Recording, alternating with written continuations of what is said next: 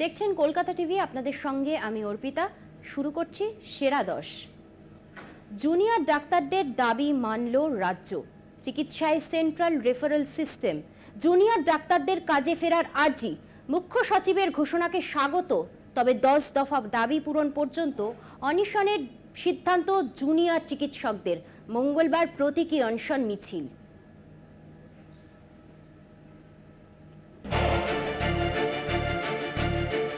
Junior ডাক্তারদের দাবি মানল রাজ্য সরকার। চিকিৎসা ক্ষেত্রে চালু সেন্ট্রাল রেফারেল সিস্টেম। রোগীকে রেফার করা হলে কারণ জানাতে হবে হাসপাতালকে। স্বাস্থ্য আধিকারিকদের বৈঠকে সিদ্ধান্ত। জুনিয়র চিকিৎসকদের 10 দফা দাবির মধ্যে এটিও একটি। আজকে আমরা রেফারেল সিস্টেম নিয়েও আলোচনা করলাম। দেখা যাচ্ছে সিস্টেম তৈরি হয়েছে। 15 তারিখ থেকে আমরা একটা পাইলট প্রজেক্ট শুরু করব এবং পাইলট প্রজেক্টের পরে আশা করছি নভেম্বর ফার্স্ট উইক থেকে আমরা এটাকে স্কেল আপ করে পুরো রাজ্যে চালু করব। তখন আমরা আলোচনা করেছিলাম regarding panic button alarm system. এর কাজও অনেক এগিয়ে গেছে। আমরা আশা করছি 1 নভেম্বর থেকে এটাকেও আমরা চালু করতে পারব। এই দিনই জুনিয়র ডাক্তারদের অনশন প্রত্যাহার করে কাজে ফেরার আর্জি জানান মুখ্য সচিব। যেটা নিয়ে এতদিন আলোচনা চলছিল, মাননীয় সুপ্রিম কোর্টও যে নির্দেশ দিয়েছেন যাতে সেফ অ্যান্ড সিকিউর এনভায়রনমেন্ট আমরা সব জায়গায় তৈরি করতে পারি, এই ব্যাপারে সব রকম ব্যবস্থা প্রশাসন গভর্নমেন্ট তরফ থেকে করা হয়েছে। ইতিমধ্যে 113 কোটি টাকার কাজ হাতে নেওয়া হয়েছে। কাজের অগ্রগতি ভালোই আছে। ইনিশিয়াল যে টিদিং প্রবলেমসগুলো ছিল সব মিটে গেছে। এখন আমরা আশা করছি যত স্টেক হোল্ডার্স আছে সবাই মিলে এই কাজকে আরও ত্বরান্বিত করার জন্য, আরও ভালোভাবে এটাকে যাতে আমরা এগিয়ে নিয়ে যেতে পারি, এর জন্য সকলকে পজিটিভ দৃষ্টিভঙ্গি নিয়ে অংশগ্রহণ করতে হবে। মুখ্য সচিবের ঘোষণাকে স্বাগত, তবে 10 দফা দাবি পূরণ পর্যন্ত অনশনের সিদ্ধান্ত জুনিয়র ডাক্তারদের। এটা একটা আন্দোলনের পজিটিভ দিক আমরা মনে করছি। আন্দোলনের চাপে পড়েই সরকার বাধ্য হয়েছে এটা মনে করছি, এবং অবিলম্বে প্রত্যেকটা জায়গাতে প্যানিক বাটন চালু করা হোক, রেফারেল সিস্টেম সেন্ট্রাল যেমনটা বললেন এমনটা চালু করা হোক, যেটা 15 তারিখ মানে আর কয়েকদিনের মধ্যেই আমরা চাই সেটা ইমপ্লিমেন্ট হোক। শুধুমাত্র তিনি ঘোষণা করে দিলেন এমন নয়, ইমপ্লিমেন্টেশন আমরা দেখতে চাই। আমাদের জেনারেল বডি মিটিং প্রত্যেক দিনই প্রায় বসছে। জেনারেল বডি মিটিংই ঠিক করবে বাকি কী হবে না হবে। তবে আমাদের যে 9 দফা দাবি, সেই দাবি কিন্তু আমাদের এখনও 10 দফা দাবির ন্যায় বিচার ছাড়া 9 দফা দাবি যে স্টেট গভর্নমেন্টের কাছে আমরা রেখেছিলাম সেটা এখনও রয়েছে। পাশাপাশি আন্দোলন জোরদার করতে একগুচ্ছ নয়া কর্মসূচি জুনিয়র ডাক্তারদের। মঙ্গলবার রাজ্যের বিভিন্ন মেডিকেল কলেজে 12 ঘন্টার প্রতীকী অনশন। কলেজ স্কোয়ার থেকে মিছিল। আন্দোলনের পরবর্তী কর্মসূচি হিসেবে আমরা আগামীকাল সকাল 9টা থেকে রাত 9টা অবধি 12 ঘন্টার জন্য জুনিয়র ডাক্তার এবং সিনিয়র ডাক্তাররা বিভিন্ন মেডিকেল কলেজ, হসপিটাল এবং এই অবস্থান মঞ্চে আমরা এটি প্রতীকী অনশন কর্মসূচি ডাক দিচ্ছি। পুলিশের বিরুদ্ধে অসহযোগিতার অভিযোগে বাড়ছে ক্ষোভ। এখানে সামান্য অনশনকারীদের যে সামান্য স্নান করা বা বাথরুম যাওয়া, টয়লেট করার যে ব্যবস্থা, সেটা করানোর জন্য আমাদের হুইল চেয়ারে করে অনেক দূরে নিয়ে যেতে হচ্ছে। এখনও বায়ো টয়লেটের কোনো রকম ব্যবস্থা তারা করতে দেননি, তবু কোনো রকমে আমরা প্রাথমিকভাবে ব্যবস্থা করেছি। বিভিন্ন কলেজে কলেজে যে অনশনকারীরা রয়েছে, আমাদের যে অনশনকারী সহযোদ্ধারা রয়েছে, তাদের নামে পুলিশ গিয়ে প্রত্যেকটা কলেজে কলেজে খোঁজ পাঠাচ্ছে। অনশন মঞ্চের সামনে সাংস্কৃতিক অনুষ্ঠান করতে চেয়ে সোমবার কলকাতা হাইকোর্টের দ্বারস্থ জুনিয়র ডক্টরস ফোরাম। মামলা গ্রহণ বিচারপতি রাজর্ষি ভরদ্বাজের। কলকাতা টিভি।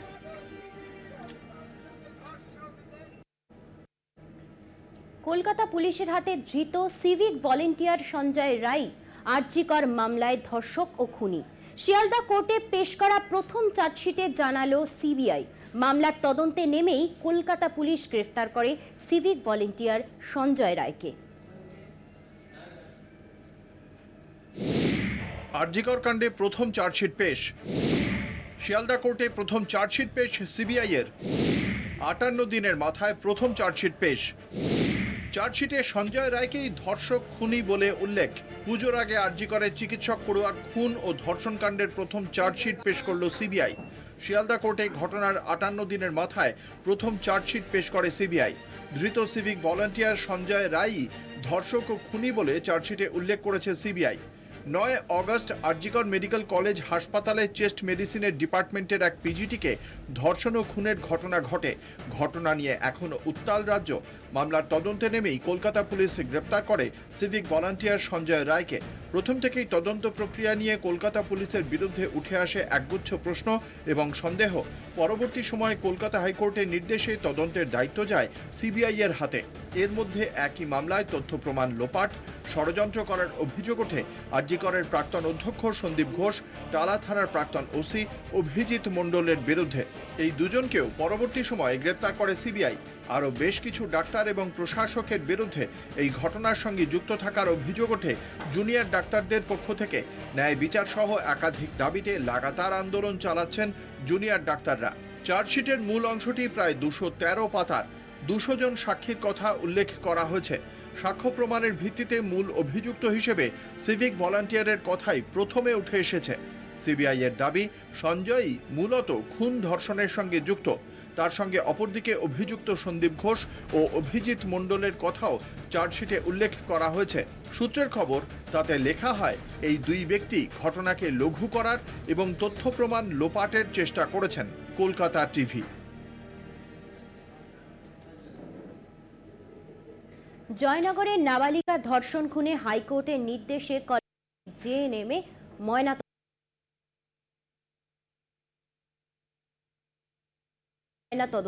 প্রায় 3.5 ঘন্টা পর শেষ হয় বিধায়ককে ঘিরে বিক্ষোভ। মর্গের বাইরে বিক্ষোভ এসএফআই আর ডিওয়াই।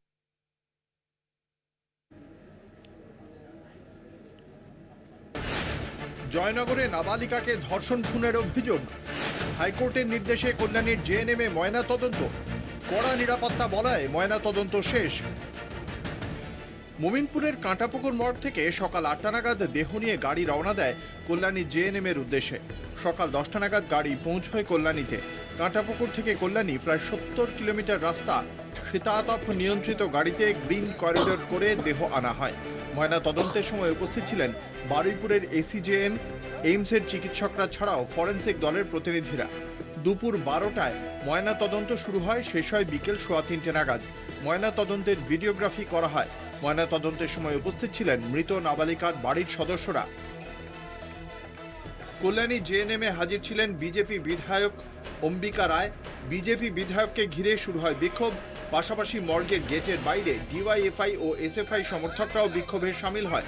দেহ নামানোর সময় স্লোগান দিতে দেখা যায় বিক্ষোভকারীদের।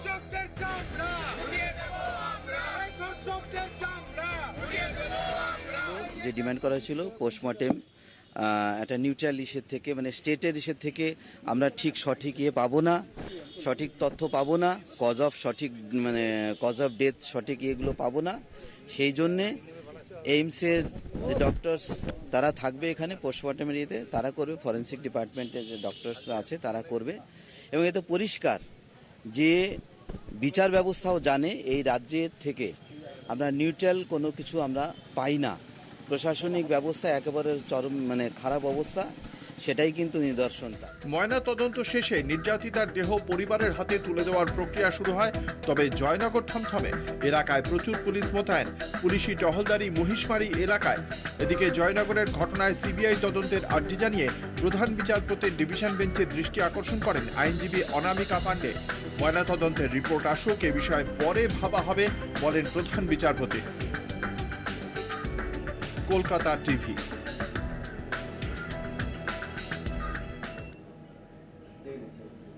সময় এখন একটা বিরতির, ফিরছি বিরতি নিয়ে, সঙ্গে থাকুন। থানার ভিতর মহিলা সিভিক ভলেন্টিয়ারকে শ্লীলতাহানির অভিযোগে গ্রেফতার পার্কস্ট্রিট থানার সাব ইন্সপেক্টর অভিষেক রায়। অভিযোগ সামনে আসার পরই তাকে ক্লোজ করে লালবাজার। 1000 টাকার বন্ডে তাকে জামিন দেয় ব্যাংশাল কোর্ট। মহিলা সিভিক ভলান্টিয়ারকে শ্লীলতাহানির অভিযোগ। থানার ভেতরেই শ্লীলতাহানির অভিযোগ। গ্রেপ্তার অভিযুক্ত সাব ইন্সপেক্টর। মহিলা সিভিক ভলান্টিয়ারকে শ্লীলতাহানির অভিযোগ পার্ক স্ট্রিট থানার ভেতরেই গ্রেপ্তার থানার সাব ইন্সপেক্টর অভিষেক রায়। অভিযোগ প্রকাশ্যে আসার পর মামলা রুজু হয় পার্ক স্ট্রিট থানায়। তারপরই অভিযুক্ত এসআইকে ক্লোজ করার নির্দেশ দেয় লালবাজার। অভিযোগ রাত 1:30 নাগাদ থানায় ডেকে পাঠানো হয় অভিযোগকারী সিভিক ভলান্টিয়ারকে। পুজো উপলক্ষে নতুন পোশাক দেওয়া হয় মহিলা সিভিক ভলান্টিয়ারকে।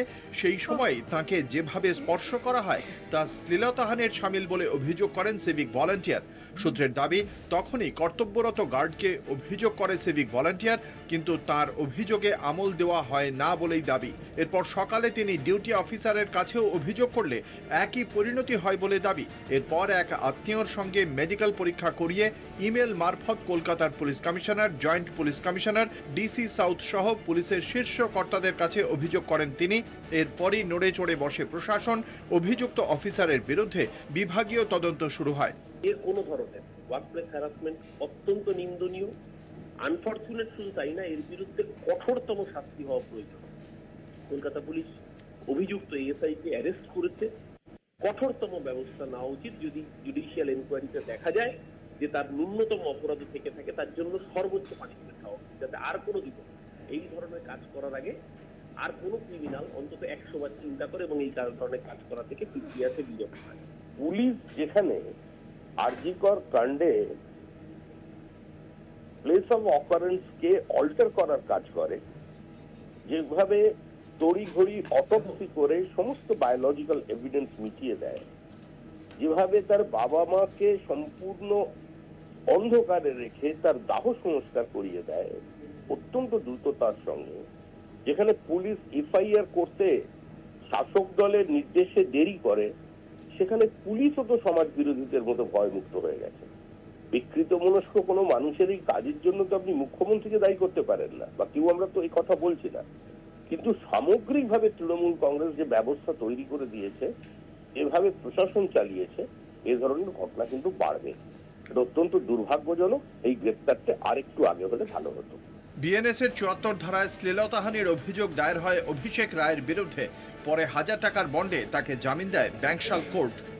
কলকাতা টিভি। চতুর্থীর সকালে কেঁপে উঠল কয়লা খনি। চরম বিপর্যয় বীরভূমের ভাদুলিয়ার কয়লা খনিতে। সোমবার সকালে খনিতে বিস্ফোরণের জেরে কেঁপে ওঠে কয়লা খনি। ওই বিস্ফোরণে মৃত্যু হয়েছে 7 জন শ্রমিকের, আহত আরও অনেকে। তাদের হাসপাতালে নিয়ে যাওয়া হয়েছে, বাকিদেরও উদ্ধার করার চেষ্টা চলছে। কাজ করছে বিপর্যয় মোকাবিলা বাহিনী। এ ঘটনায় উদ্বিগ্ন নবান্ন। দ্রুত উদ্ধার কাজে শেষ করার নির্দেশ দেওয়া হয়েছে জেলা প্রশাসনকে।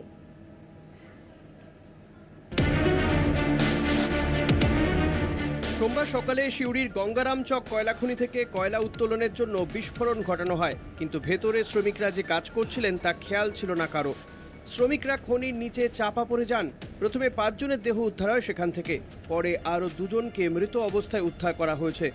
ঘটনার পর খনির উচ্চপদস্থ আধিকারিকরা এলাকা ছেড়ে পালিয়েছেন বলে অভিযোগ। এলাকায় ব্যাপক উত্তেজনা। শ্রমিকদের পরিবার বিক্ষোভে সামিল, মোতায়েন বিশাল পুলিশ বাহিনী। গম্ভীর একটা আওয়াজ আছে, তো গম্ভীর আওয়াজ শুনে মনে হয় আশেপাশে কোথাও ইয়ে হয়ে যাবে, তো বাজি পড়ছে।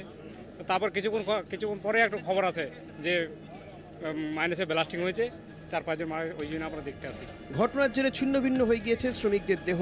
আহত হচ্ছেন আরও বহু শ্রমিক। তাদের উদ্ধার করে স্থানীয় হাসপাতালে নিয়ে যাওয়া হয়েছে। বাকি যারা আটকে রয়েছেন তাদের দ্রুততার সঙ্গে উদ্ধারের চেষ্টা চলছে। স্থানীয় সূত্রে খবর, এটি বিদ্যুৎ উন্নয়ন নিগমের কয়লা খনি। সরকারি খনিতে এরকম দুর্ঘটনা কি করে ঘটল, জেলা প্রশাসনের কাছে তা জানতে চেয়েছেন নবান্ন।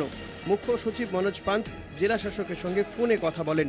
যত সাইডিংয়ে যত সব স্টাফ ছিল, এখনো পর্যন্ত সবাইকে উদ্ধার করা হয় নাই। আর এখন সিউড়ি সদর হাসপাতালে এখন 3 জনকে আনা হয়েছে। এবার তাদের এখন ডাক্তার ট্রিটমেন্ট করছে। গোটা ঘটনায় উত্তপ্ত ভাদুলিয়া। ঘটনাস্থলে উপস্থিত স্থানীয়রা দেহ নিয়ে যেতে বাধা দেয় পুলিশকে, যা নিয়ে শুরু হয় তুমুল উত্তেজনা। দিন কয়েক আগে এই খনিতে ধস নেমে মৃত্যু হয়েছিল 3 শ্রমিকের। উৎসবের মুখে ফের বিস্ফোরণ। সিউড়ি থেকে ঋতভাস চট্টোপাধ্যায়ের রিপোর্ট, কলকাতা টিভি। ফিরছি অন্যান্য খবর নিয়ে, সঙ্গে থাকুন। মধ্য এশিয়ায় যুদ্ধের বছর পূর্তি। দক্ষিণে ইসরায়েলের রকেট নিক্ষেপ গাজার। ইসরায়েলের বের সেবা বাস ডিপোয় বন্দুকবাজের হানা। লেবাননে হিজবুল্লাহর ঘাঁটি লক্ষ্য করে ইসরায়েলের রকেট হানা অব্যাহত। গাজার মসজিদে ইসরায়েলের রকেট হানায় নিহত বহু।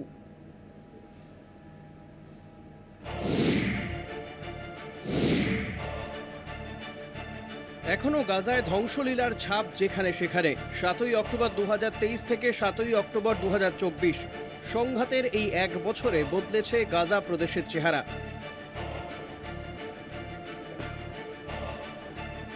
ইসরায়েলকে লক্ষ্য করে অন্তত 5,000 ক্ষেপণাস্ত্র হামলা চালিয়েছিল হামাস। সূত্রে খবর, গত এক বছরে গাজায় প্রায় 40,000 মানুষের মৃত্যু হয়েছে। গত এক বছর ধরে লাগাতার গাজায় হামলা চালিয়ে আসছে ইসরায়েল।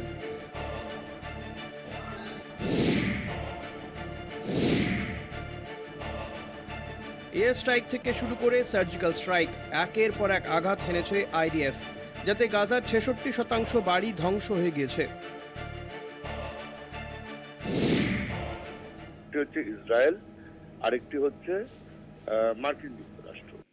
এবং ইসরায়েলের উপর যে হামলা এবং যেটা পাল্টা হামলা হচ্ছে, অর্থাৎ লেবানন, সিরিয়া এবং পাশাপাশি যে দেশ, বিশেষ করে জঙ্গি সংগঠনগুলো হামাস এবং হিজবুল্লাহ, এবং তার সঙ্গে যে ইরানের একটা বড় অংশগ্রহণ এই যুদ্ধকে মদত দেওয়ার পেছনে, সেটা কিন্তু ভারতবর্ষের পক্ষে অর্থনৈতিকভাবে খুব একটা ভালো নয়। কেননা এটা মনে রাখতে হবে যে ইরানের সঙ্গে আমাদের সম্পর্ক খুব ভালো ছিল, বিশেষ করে চাবাহার পোর্ট, যেটা ইরানের সাথে যুক্ত করে ভারতবর্ষ তৈরি করেছে। আমাদের একটা এক্সটেন্ডেড নেবারহুড পলিসির মধ্যে সেখানে কিন্তু ইরান খুব গুরুত্বপূর্ণ ভূমিকা পালন করে। কিন্তু এই মুহূর্তে এই যুদ্ধ পরিস্থিতিতে আমরা কতটা অর্থনৈতিক সহযোগিতা পাবো সেটা কিন্তু চিন্তার বিষয়। ইতিমধ্যে ইসরায়েল জানিয়েছে, হামাসকে সম্পূর্ণভাবে খতম না করা পর্যন্ত তারা থামবে না। অন্যদিকে নতুন করে পশ্চিম এশিয়ায় সংঘাত শুরু হয়েছে। ইসরায়েলের সঙ্গে লেবাননের হিজবুল্লাহ গোষ্ঠী এবং ইয়েমেনের সংঘাত চরমে, যখন তখন তৃতীয় বিশ্বযুদ্ধ শুরু হওয়ার মতো পরিস্থিতি। ইসরায়েলের কাছে যুদ্ধবিরতির প্রস্তাব আমেরিকা থেকে ভারতের, তবে কোনো কিছুতেই ইসরায়েলের যুদ্ধের আঁচ কমেনি। হামলা বা হিজবুল্লাহ গোষ্ঠীকে গোড়া থেকে উপড়ে না ফেলা অবধি এই যুদ্ধ থামবে না বলেই হুঁশিয়ারি ইসরায়েলের। কলকাতা টিভি।